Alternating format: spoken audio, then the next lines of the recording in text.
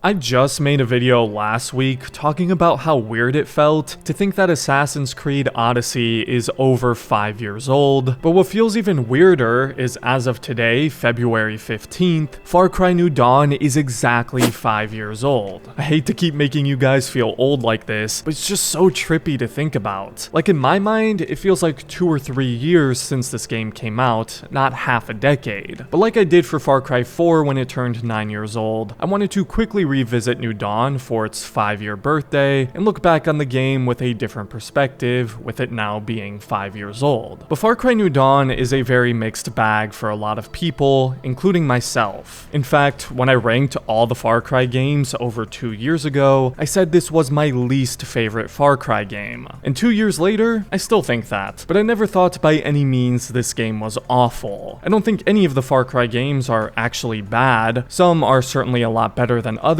but I can't really point to a specific game and say that one was trash like I can with a lot of other game series. So despite all the flaws Far Cry as a series has, it's still pretty consistent. But obviously New Dawn wasn't released as a full-on main entry, it's more of a spin-off game to Far Cry 5, similar to how Primal was to Far Cry 4, even though the stories of those two games aren't connected like New Dawn and 5. And that's something I always gave credit to New Dawn for.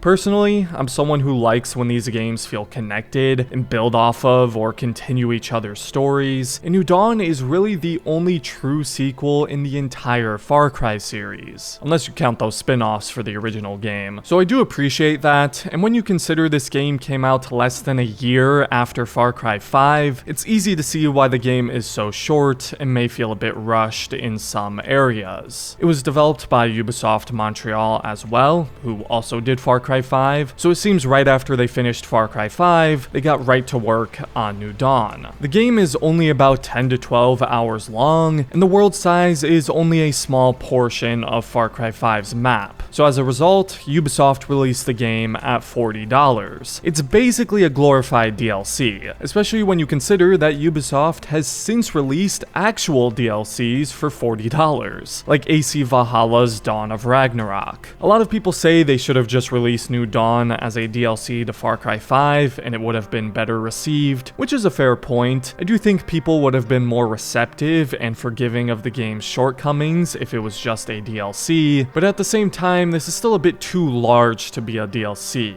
especially when you compare it to the actual Far Cry 5 DLCs. Plus, I'm sure it wouldn't have sold anywhere near as well, so I don't really mind the decision to release it as a spin-off game at a cheaper price. Now, if they released it at $60, like the Resident Evil 3 remake did, then there would have been outrage. But $40 for this game is a lot more reasonable. I mean, obviously now, if you haven't played it yet, you should only get it on sale, as you can probably get it very cheap. But yeah, when the game released, it was mostly met with mixed, average reviews, as the game doesn't necessarily deliver a whole lot of new stuff. It reuses a lot of Far Cry 5's assets and is a short experience. However, it does its best to spruce up the world, and it tries to deliver a bit of a unique experience for the Far Cry series, leaning into this super vibrant, post-apocalyptic vibe, and a little more of an arcadey gameplay experience where you can unlock these crazy superpowers. I think really the game's biggest mistake, and thing I dislike the most about it personally though, is the addition of RPG mechanics. So many Ubisoft games these days have started using RPG mechanics, and they just do not fit a Far Cry game. Damage sponge enemies with tons of armor and health bars, a leveling system. It's not a full-on RPG, but there are some mechanics resembling one that I just feel don't fit in Far Cry. And what's worse to me is they decided to continue some of these over into Far Cry 6. I guess turning one action-adventure series into an RPG wasn't enough. Oh, and the absolute removal of weapon customization was really stupid as well. You have to craft all your weapons in New Dawn, and while some of them are really fun and unique, you can't customize the attachments and look of the weapons like you could in the previous games, which was just bizarre to me.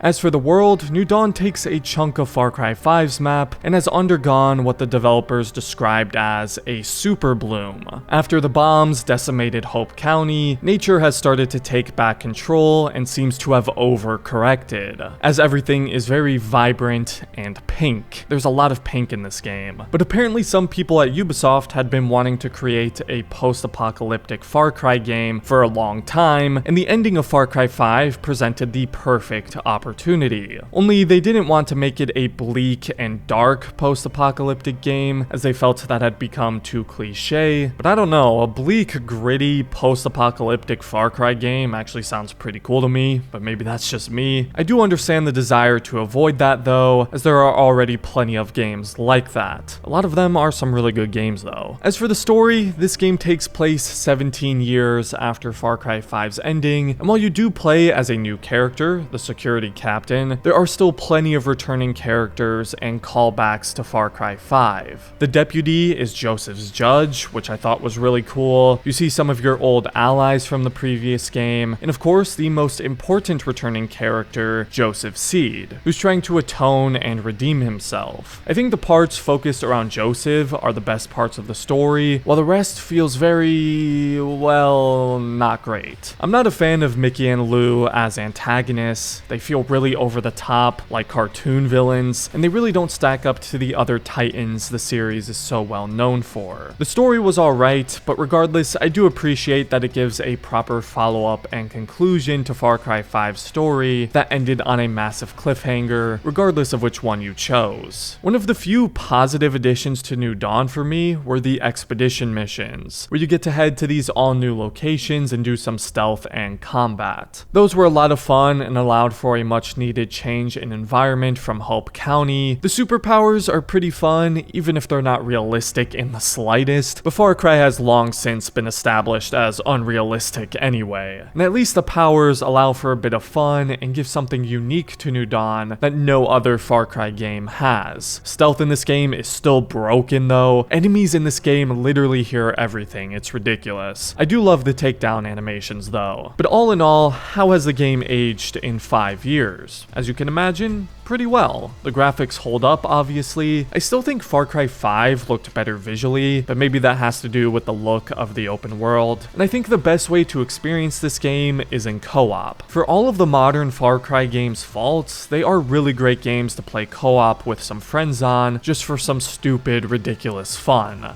Looks like you need some help there, huh? So if you haven't played New Dawn and are thinking about it, well, I'd recommend playing with a friend if you can. Playing with other people makes it easier to overlook a game's shortcomings. But that's how I feel. If you've played Far Cry New Dawn, let me know what you think about it down in the comments and how it's aged in the 5 years since its release. It's still weird to think it's that old, but I swear ever since we hit the 2020s, time's been moving at an insane rate. Maybe the pandemic is to blame for that. But as always, if you enjoyed the video, I'd appreciate it if you left a like and considered subscribing to the channel if you're new. A special thank you to my members for supporting me, and other than that, thanks for watching, and have a great rest of your day, everyone.